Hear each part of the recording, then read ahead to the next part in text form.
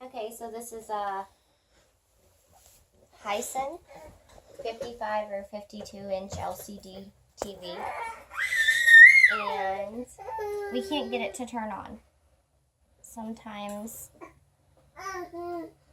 it'll click over, and we've tried unplugging it,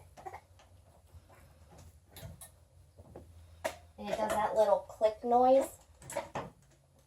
So we'll plug it back in, and then nothing.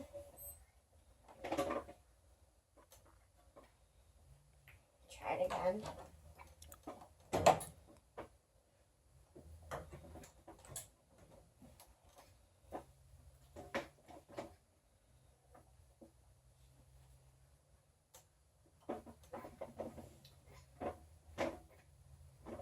Nothing.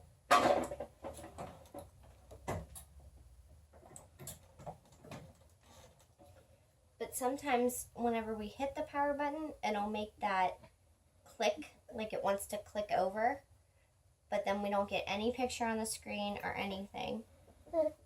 And then there's no red light down there at the corner. So we don't know what's wrong with it, but we want to keep it.